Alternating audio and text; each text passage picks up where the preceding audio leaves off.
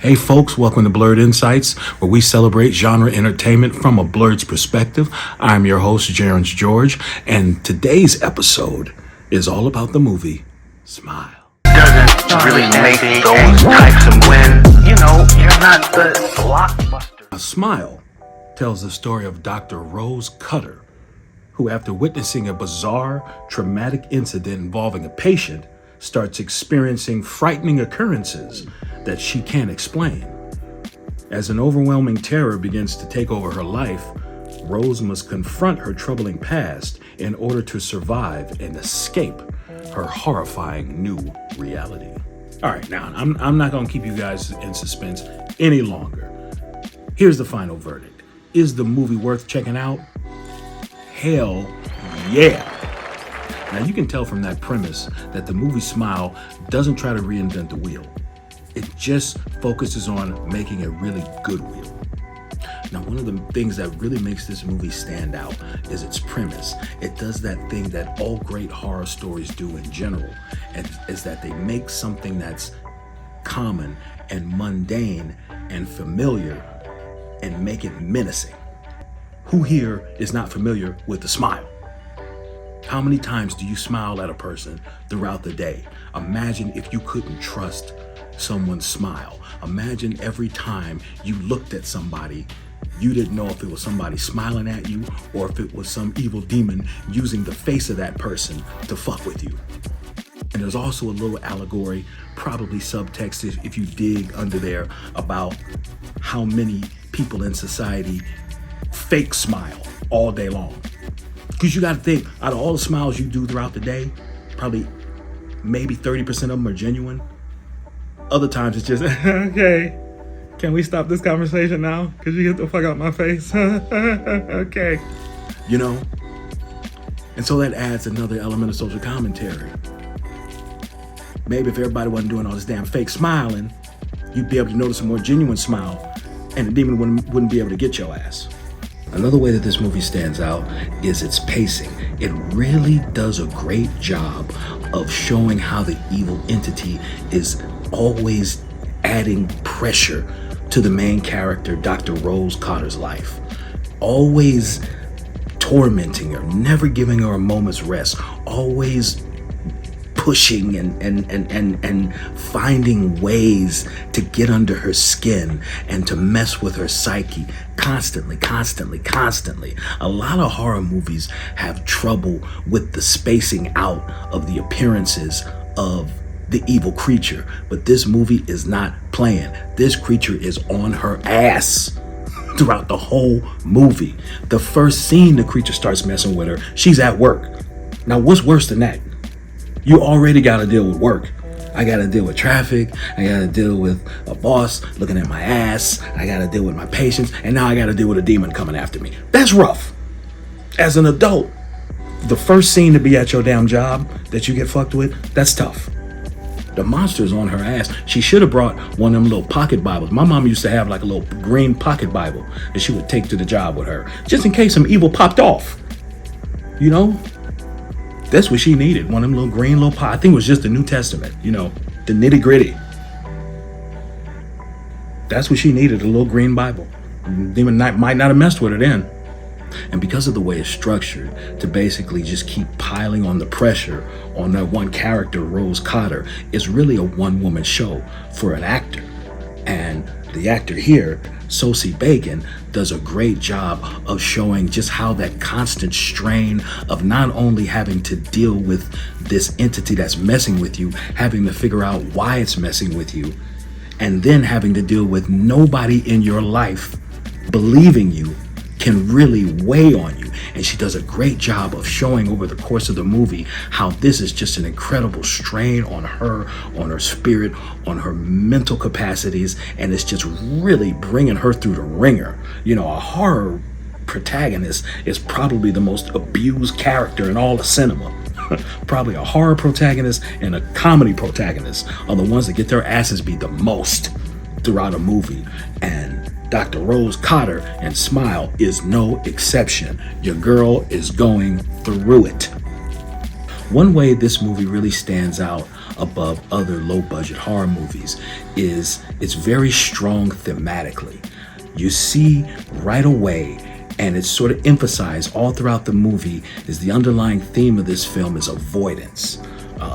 People avoiding things, avoiding needing to handle issues. And you could see very plainly and easily how it's a metaphor that if you don't get to the root of your issues and take care of them, it could become a bigger problem that could spiral out of control and not only mess up your life, but mess up the lives of those around you.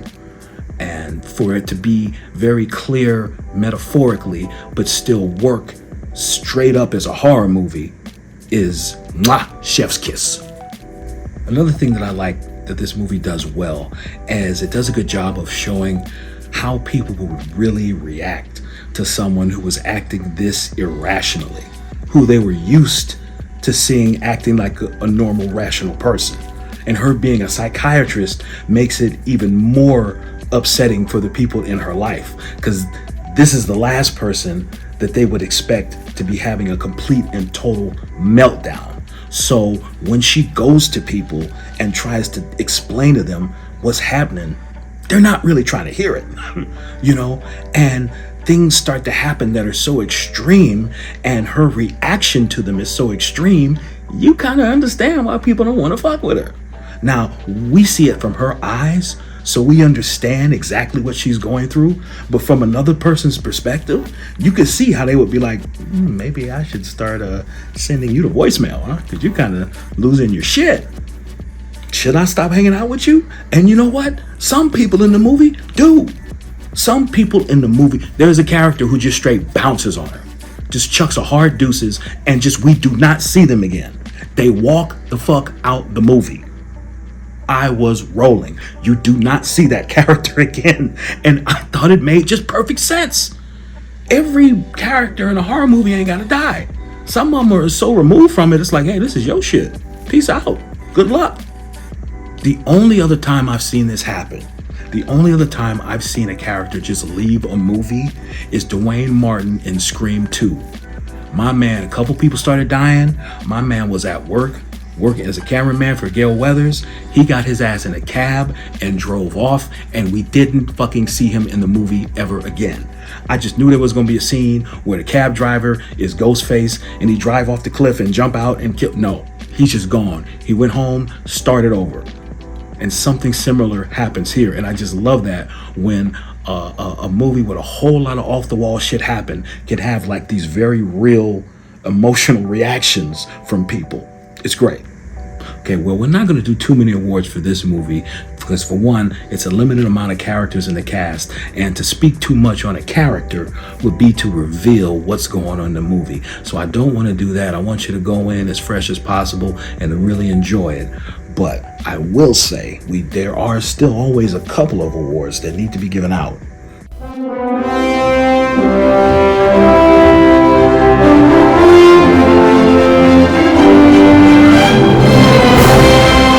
First award goes to Sosie Bacon for Best Frantic Acting.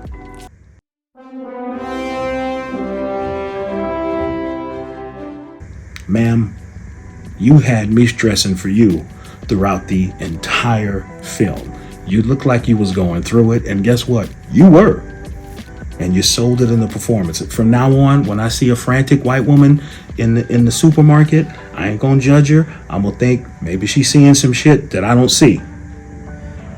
So you did a great job. That's why you get the award for Best Frantic Performance. And our final award of the evening goes to Smile's writer-director, Parker Finn, for creating a movie that delivers on the genre goods, but does it with style, technique, and class. Congratulations to you, sir. You scared the shit out of me, and you did it in a damn good way.